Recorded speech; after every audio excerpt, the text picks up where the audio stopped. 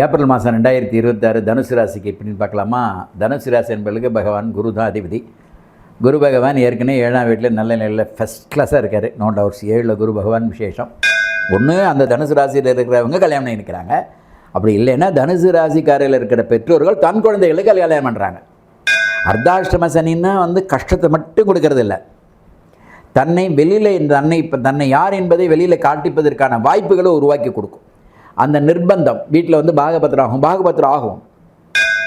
அர்த்தாஷ்டம சனின்னு பயமறுத்துவது தான் பாதகம். ஆனால் அந்த ஜென்மதாரர் குறிப்பாக வியாபாரம் இல்லை, பண நெருக்கடியாக இருக்குது, பணப்புழக்கம் இல்லை, செலவு அதிகமாகுது, இது எல்லா தனுசு ராசி என்று சொல்கிறாங்க. 3ஆம் இடத்துல ராகு பகவான் அந்நிய செலாவணிகள் சாதகப்படுத்துவார். பல தைரியமான முடிவுகள்லாம் எடுப்போம். அது நல்ல பலனை தரும். அதுக்கான வாய்ப்புகள் இருக்குது. வணக்கம் நேயர்களே. ஏப்ரல் மாதம் 2026 தனுசு ராசிக்கு எப்படின்னு பார்க்கலாமா. தனுசு ராசி என்பவர்களுக்கு பகவான் குரு தான் அதிபதி. குரு பகவான் ஏற்கனவே 7ஆம் வீட்டில் நல்ல நிலையில் ஃபஸ்ட் கிளாஸாக இருக்கார். No doubts. 7ல் குரு பகவான் விசேஷம். இந்த தனுசு ராசி அப்படின்னு எடுத்திங்கன்னா மூலம், பூராடம், உத்திராடம் முதல் பாதம். இவருக்கு அர்த்தாஷ்டம சனி உண்டே சார். அர்த்தம்னா பாதி, அஷ்டமம்னா 8, 8ல் பாதி 4, அர்த்தாஷ்டம சனி. இந்த அர்த்தாஷ்டம சனிங்கிறது பல சிக்கலை கொடுக்குதே அப்படிங்கிற மாதிரியான ஒரு மனோபாவத்தில் நிறைய தனுசு ராசி என்பவர்கள் என்கிட்ட கன்சல்டேஷன் டெய்லி கேட்டுட்ருக்காங்க. நம்ம இல்லைன்னு சொல்ல முடியாது. அதே சமயத்தில் குரு பகவான் 7ஆம் வீட்டிலேருந்து பார்க்குறாரு அப்படிங்கிறதையும் இல்லைன்னு சொல்ல முடியாது. இப்போ அர்த்தாஷ்டம சனிங்கிறது நல்ல பலனா கெடுதலான பலனா அப்படின்னு கேட்டால் நல்லதும் உண்டு, தீமையும் உண்டு. 4ல் சனி பகவான் உட்காரத்தினால உங்கள் ராசியை ஒரு 10ஆம் பாரியை பார்ப்பார். அதனால் பலவிதமான தைரியமான முடிவுகள்லாம் இந்த காலகட்டத்தில் எடுக்கிறதுங்கிறது நல்லது. எடுக்க வைப்பார், உறுதி, டவுட்டே இல்லை. லாஸ்ட் மார்ச் 2025 இந்த ஏப்ரல் முடிய ஒரு வருஷத்தில் பல நல்ல முடிவுகள் எடுத்திருப்பீங்க. அந்த முடிவு உங்களை உயர்த்தி காட்டும். உங்களுக்கான அந்த ஆற்றல், வில் பவர்ஸை அதிகப்படுத்தும். நீங்கள் கற்பனை பண்ணி பாருங்கள். அது உங்களை இண்டிவிஜுவலாக உங்களை நீங்கள் பிரமிளிக்கக்கூடிய உங்களை இந்த பாப்புலாரிட்டி இன்க்ரீஸ் பண்ணக்கூடிய உங்களுக்கு அந்த வெயிட் அண்ட் ஸ்ட்ரென்த்தை கொடுக்கக்கூடிய வாய்ப்பு சனி கொடுத்துருப்பார். இதை ஒவ்வொருத்தரும் நீங்கள் சுய சோதனை செஞ்சு பாருங்கள், ரீசெக் பண்ணி பாருங்கள். ப்ரொவைடட் நீங்கள் ஒரு நிர்பந்தத்துக்கு ஆளாவீங்க. அது நிர்பந்தம்னா என்ன அப்படின்னா, இப்போ நாம் ஒரு கட்டுப்பாட்டுக்குள்ளே இருந்தோம், கட்டுப்பாட்டை தாண்டி போகிறோம். அதுக்கடுத்து பணம் இவ்வளோ தான் அப்படிங்கிறதுக்கான அதை தாண்டி போகிறோம். அப்போ நாம் ஒர்க் ப்ரெஷர் அதிகமாகும். எல்லா ஃபீல்ட்லேயும். ஒரு வியாபாரம் பண்ணுறவராக இருந்தாலும் சரி, அல்லது ஒரு குடும்ப பொறுப்பு எடுத்துக்கிறவராக இருந்தாலும் சரி, இல்லை வேறு எதாக இருந்தாலும் நமக்கு அந்த சுமை கூடும். ஆனால் சுகமான சுமை. இப்போ அர்த்தாஷ்டம சனின்னா எல்லாமே கெடுதலாகவே சொல்லிட்டு போகிறதுக்கு நாங்கள் தேவையில்லையே. சீர்தூக்கி சொல்கிறது தான் ஜோசியர் வேலை. எதெல்லாம் எப்போ செய்யணுமோ அதெல்லாம் அந்த காலகட்டத்தில் நடந்தே ஆகணும். தனுசு ராசி என்பவர்களுக்கு கல்யாணம் ஆகுது. நல்லதா கெட்டதா? நல்லது தான். அந்த பருவத்தில் கல்யாணம் ஆகலைன்னா காலம் கடந்து கல்யாணம். அந்த பருவத்தில் தனுசு ராசி கல்யாணம் ஆகுது. அவருடைய பெற்ற குழந்தை கல்யாணம் ஆகுது. ஒன்று அந்த தனுசு ராசியில் இருக்கிறவங்க கல்யாணம் பண்ணிக்கிறாங்க. அப்படி இல்லைன்னா தனுசு ராசிக்காரில் இருக்கிற பெற்றோர்கள் தன் குழந்தைகளுக்கு கல்யாணம் பண்ணுறாங்க. கல்யாணம் மட்டுமேவா? வீடு கட்டுறது, நிலம் வாங்கிறது, குழந்தைகளுக்கு நல்லது பண்ணுறது, நிறைய விஷயங்கள் அந்த தனுசு ராசிக்காரில் பண்ண. எக்ஸ்பென்சிவ் தானே, ஆனால் சுகமான சுமைகள். கல்யாணம் பண்ணிக்கிறது செலவு தான், சுகமான சுமை. கல்யாணம் பண்ணிக்கிறது நல்லது தான். ஒரு பெண் குழந்தைகளுக்கு அவங்க போய் புதிய அணுகுமுறையை சந்திக்கிறாங்க, புதிய உறவுகளில் போய் உறவாடுறாங்க. சரி, தான் பெற்ற பொண்ணுக்கு பையனுக்கு கல்யாணம் பண்ணுறாங்க. பொண்ணை கல்யாணம் பண்ணி இன்னொருத்தொன்ட்ட கொடுக்குறாங்க. அங்கே போய் இது புது வாழ்க்கை ஆரம்பிக்குது. ஒரு கடமையை அவங்க ஃபில்ஃபில் பண்ணுறாங்க ஒரு பெற்றோர். அதுக்கடுத்து தன்னுடைய பையனுக்கு ஒரு மருமகள் எடுத்துகிட்டு வராங்க. வீட்டுக்குள்ளே ஒரு புதிய வரவு வருது. அது ஒரு பெரிய பொக்கிஷம், அது கணக்கிட முடியாத ஒரு வரவு வருது. இதெல்லாம் நடக்குது. இதெல்லாம் எல்லா தனுசு ராசிக்காரும் நடக்குது. நீங்கள் என்ன செக் பண்ணி பாருங்கள், இல்லைன்னா என்னை தொடர்பு கொள்ளுங்கள்.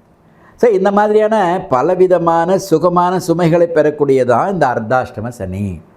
அர்த்தாஷ்டம சனின்னா கஷ்டத்தை மட்டும் கொடுக்கறது இல்லை, தன்னை வெளியில் தன்னை யார் என்பதை வெளியில் காட்டிப்பதற்கான வாய்ப்புகளை உருவாக்கி கொடுக்கும். அந்த நிர்பந்தம் வீட்டில் பாகபத்திரம் ஆகும். தன்னோட சுயமாக முடிவெடுப்போம். அந்த முடிவெடுக்கிறதுக்கான வாய்ப்புகள் உருவாக்கும். தான் மனைவிக்கு தான் செய்ய வேண்டிய கடமையை செய்வாங்க. தான் பெற்ற குழந்தைகளுக்கு செய்ய வேண்டிய கடமையை செய்வீங்க. இதனாலும் செய்யாத பெற்றோராக இருந்தவங்க இப்போ நீங்கள் செய்வீங்க. ஸோ இதெல்லாம் தான் அர்த்தாஷ்டம சனி. ஏன் ராசிநாதன் 7ஆம் வீட்டில் போய் வர இந்த ஒரு வருஷமாக வர்ற ஜூன் மாதம் 1ஆம் தேதியில் உட்கார்றாரு. இப்போ உட்காரும்போது அவர் செய்யணும் இல்லையா? அவர் எங்கே பார்ப்பார்? 9ஆம் பார்வையா உங்களுடைய 3வது இடங்கிற சொல்லி கும்பத்தை பார்ப்பார். அப்போ அந்த டிசிஷன் மேக்கர் யார்? இந்த ராசிநாதனுக்கு குரு பகவான் டிசிஷன் மேக்கர். அர்த்தாஷ்டம செயல் நடக்கும். இதெல்லாம் ஆல்ரெடி டிசைடட். ஏற்கனவே Brahmadevan all of their acting நம்மெல்லாம் நடிச்சிட்டு இறைவன் தான் டிசைன் பண்ணுறாரு. பிரபஞ்சம் சொல்லக்கூடிய ஒரு சக்தி இப்படி தான் இயங்கும். குரு பகவான் 7ல் இருக்கும்பொழுது சனி பகவான் 4ல் இருப்பார். இப்படிங்கிறது ஆல்ரெடி பிரபஞ்சம் சொல்லக்கூடிய தகவல். பிரபஞ்சம் இப்படி தான் நமக்கு ஒரு டிசைன் பண்ணி கொடுக்குது. இதில் இந்த ராசிக்காரர்களுக்கு இன்னென்ன மாதிரி 4, 5, 6, 7 அப்படி கொடுக்குது. அப்போ 4ஆம் வீட்டில் இருக்கக்கூடிய பெரும்பாலானவர்கள் இந்த காலகட்டத்தில் போராட நட்சத்திரமாக இருந்தாலும் மூல நட்சத்திரமாக இருந்தாலும் உத்திராட முதலாவது குறிப்பாக மூல நட்சத்திரக்காரர்களுக்கு நிறைய சாதகங்கள் நடக்குது. போராட நட்சத்திரங்கள் போராட்டமான வாழ்க்கையெல்லாம் தாண்டி இந்த காலகட்டத்தில் அவங்க நல்ல ஒரு ஃபுல் ஃப்ளெட்ஜாக ஏதோ ஒரு காரியத்தை செய்கிறாங்க. அதனால் இதெல்லாம் இந்த காலகட்டம்லாம் அதாவது 29 மார்ச் 2025 இந்த ஏப்ரல் முடி நடந்திருக்கும். இந்த கடந்த கால ஒரு வருடத்திற்குள்ளே இதெல்லாம் நடந்திருக்கும்.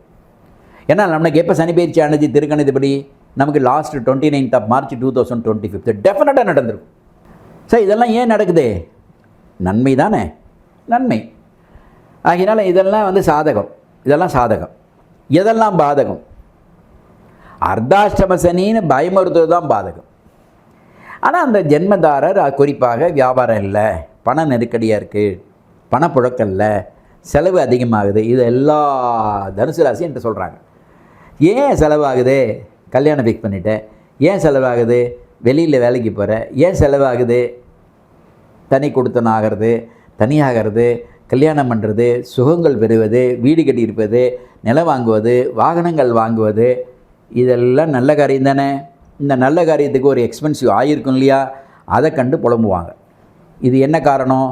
அவங்களுக்கு இதெல்லாம் காரண காரியங்கள். ஏன்னா பேலன்ஸாக ஃபுல்லாக இருந்ததெல்லாம் இப்போ எக்ஸ்பென்சிவாக போகுது. அந்த எக்ஸ்பென்சிவ் போனால் தான் நீ மனுஷன். So it's definite. இதில் மாற்று கருத்தே இல்லை. சரி, சுக்கிர பகவான் 6ல் இருக்கார். ஆமாம், பொருள்கள் போய் விரயமாகணும், உண்மை. கடமைகள் ஃபுல்ஃபில் ஆகணும், உண்மை. செவ்வாய் 4ஆம் வீட்டுக்கு போயிருக்கார். வீடு நிலங்கள் வாங்கலாமா சார்? வாங்கலாம். லேண்டில் இன்வெஸ்ட் பண்ணலாம். ஆல் தனுசு ராசிக்காரர்கள் லேண்டில் இன்வெஸ்ட் பண்ணலாம். ஏற்கனவே லேண்டில் இன்வெஸ்ட் பண்ணிங்களா, பில்டிங் கன்ஸ்ட்ரக்ட் பண்ணலாம். பில்டிங் கன்ஸ்ட்ரக்ட் இன்பிட்வீனில் இருக்க, அதாவது பாதியில் நிற்குதா, அது கம்ப்ளீட் ஆகலாம். இன்கம்ப்ளீட்டில் இருக்கின்ற கம்ப்ளீட் ஆகும். கம்ப்ளீட் ஆகிறதுக்கு ஏப்ரல் மாதம் துணை புரியும். சகோதரர்கிட்டேருந்து இருக்கக்கூடிய நல்ல நல்ல கருத்துகள், ஒற்றுமைகள் நிறைய மேலோங்கி நிற்கும். பார்ட்டிஷன் ஆகக்கூடிய வாய்ப்புகள் நிறைய ஆகும். 3ஆம் இடத்துல ராகு பகவான் அந்நிய செலாவணிகள் சாதகப்படுத்துவார். பல தைரியமான முடிவுகள்லாம் எடுப்போம். அது நல்ல பலனை தரும். அதுக்கான வாய்ப்புகள் இருக்குது. அப்போ ராகுனால நல்லது நடக்குமா? உறுதியாக நடக்கும். வாய்ப்புகள் நல்ல பிரமாதமான பலன். பாக்கியஸ்தானத்தில் இருக்கிற கேது பகவான் தன்னுடைய பெற்றோர்கள்டேருந்து இருக்கக்கூடிய ஆதாயங்களை அவங்க அனுபவிக்க அதிகமான வாய்ப்புகள் உண்டு. ஆக இப்படிலாம் நல்ல பலன்கள்லாம் இருக்குது. நல்ல பலன்கள்லாம் இருக்குது. நானும் எல்லோரும் என்ன சொல்கிறோம்? அர்த்தாஷ்டம சனி நீங்கள் பரிகாரம் பண்ணிங்க, நீங்கள் கோயிலுக்கு வாங்க, சனிக்கிழமை இதெல்லாம் வழக்கமாக செய்யணும், தப்பு இல்லை. ஆனால் எல்லா விதமான அச்சீவ்மெண்ட்டும் அர்த்தாஷ்டம சனியில் நடந்திருக்கு. ஒரு பக்கம் அர்த்தாஷ்டம சனி, இன்னொன்று அஷ்டம குரு. இப்போ அஷ்டம குருங்கிறது நமக்கு 7ஆம் இடத்துல குரு பிரமாதமான நிலையில் இருக்கிறார். அப்போ 7 இருக்கிற குரு அது பண்ணணும் இல்லையா? பண்ணுவார். ஏன்னா அஷ்டம குரு எப்போ வரும்னா நம்ம ஏப்ரல் ஜூன் மாதத்துக்கு மேலே வரும். அப்போ நம்ம அதுக்குள்ளே இதெல்லாம் பண்ணி முடிச்சுக்கணும். ஏன்னா அந்த காலகட்டத்தில் நம்ம கொஞ்சம் நெருக்கடிகள் அதிகமாகும். அது நான் பின்னாடி குரு பேசும்போது நான் பேசுகிறேன். ஏன்னா இது 7ஆம் இடத்துல இருக்கிற அனுகூலத்தை தருவார். அதனால் இந்த மாதிரியான நிறைய காரியங்கள், மேல் ஆஃபீஸருங்க, அதுக்கடுத்து அரசியல் தொடர்பில் இருக்கிறவங்க, அரசியல் மேல் பார்வையில் இருக்கிறவங்க, கலைத்துறையில் இருக்கிறவங்களுக்கெல்லாம் இதெல்லாம் நல்ல அச்சீவ்மெண்ட் டைம். இதை கரெக்டாக யூட்டிலைஸ் பண்ணிங்க. அது இன்னும் எவ்வளோ நாள் இருக்குது? ஜஸ்ட் ஒரு 3 months தான் இருக்குது. அதுக்குள்ளே நீங்கள் யூஸ் பண்ணிக்கணும். ஏப்ரல் மே 2 மாதம் வெரி ஃபண்டாஸ்டிக்காக எல்லாம் டிசைன் பண்ணி அழகாக உட்காந்துருங்க. லைஃப் அப்படியே டாப்பாக இருக்கும். ஒன்றும் பிரச்சனை இல்லை. எப்போ இந்த அர்த்தாஷ்டம சனி உங்களுக்கு அதிகமான பாதிப்பு இருக்குன்னா பின்னாடி வரக்கூடிய அடுத்த மாதத்தில் உங்களுக்கு நான் சொல்லுவேன். இப்போதைக்கு நல்ல காலம் ஏப்ரல் மாதம், வெரி ஃபேண்டாஸ்டிக். ஏப்ரலில் எந்த மாதம் ராசி பலன்னு சொல்கிறோம். இந்த ஏப்ரல் மாதத்துக்கு மிகச்சிறந்த பலவிதமான நல்ல காரியங்கள்லாம் செய்ய வேண்டிய வாய்ப்புகள் இருக்குது. கல்வி நிலையில் இருக்கிற மாணவர்களுக்கெல்லாம் நல்ல சுற்றுலாவில் என்ஜாய் பண்ணுங்கள். கேட்ட இடம் கிடைக்கும், கேட்ட காலேஜ் கிடைக்கும், கேட்டத மாதிரி உங்களுக்கு கிடைக்கும். தடையை மீறி நீங்கள் வெற்றி அடைவீங்க. பயமே வேண்டாம். அந்த தைரியத்தை குரு பகவான் உங்களுக்கு கொடுத்துருவார். அர்த்தாஷ்டம சனியோட வீழ்ச்சினியுமே இல்லாத அளவுக்கு உங்களுக்கு கொடுத்துருவார். வெரி ஃபைன், அதில் டவுட்டே இல்லை. அதுக்கடுத்து நம்ம வந்து ஒரு நல்ல உயர்ந்த அந்தஸ்தில் இருக்கோம் சார், அதற்கு தகுந்த மாதிரி என்னுடைய பொண்ணுக்கு வரன் கிடைக்குமா, என்னுடைய பையனுக்கு கிடைக்குமா, இப்படி கேட்கக்கூடிய நிறைய அன்பர்களுக்கு தாராளமாக கிடைக்கும். நல்ல காரியங்கள், நல்ல செய்திகள் உங்களுக்கு வரும்.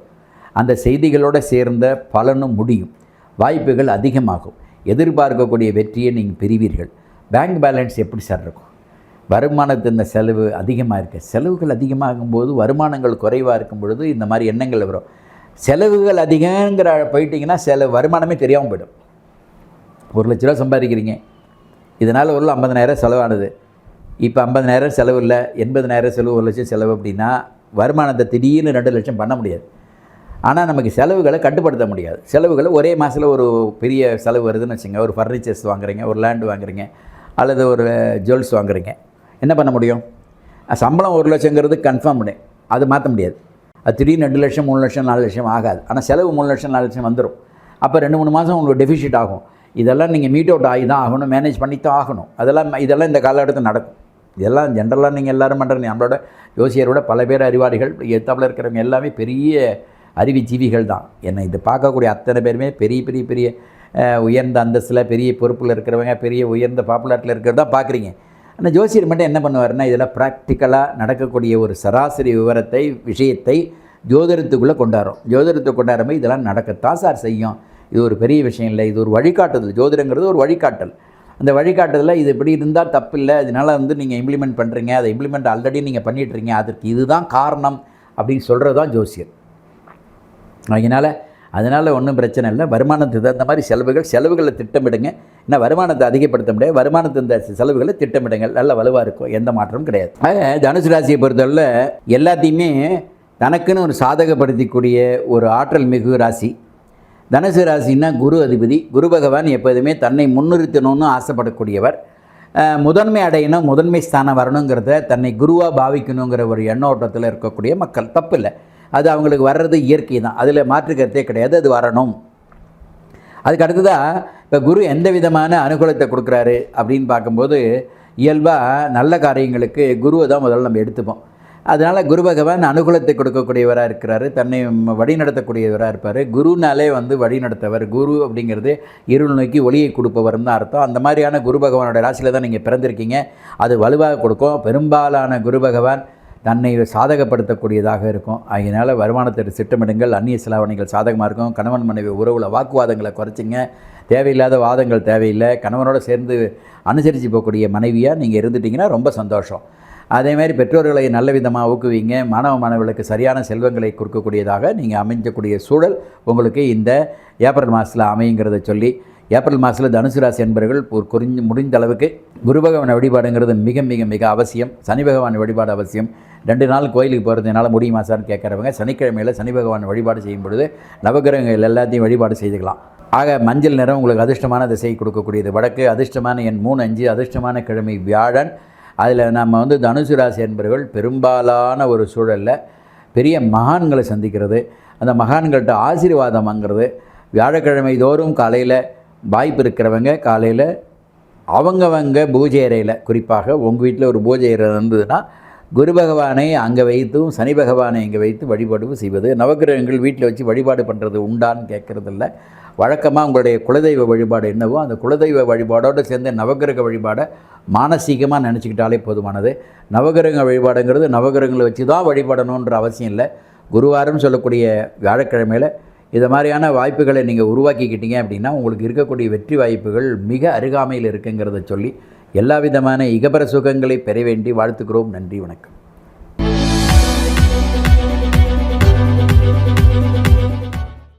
நேயர்களே, இந்த ஆதியந்தம் டிவிக்கு சப்ஸ்கிரைப் பண்ணுங்கள். சப்ஸ்கிரைப் பண்ண பிறகு ஷேர் பண்ணுங்கள், லைக் பண்ணுங்கள், பெல் பட்டனை மறக்காமல் அழுத்துங்க.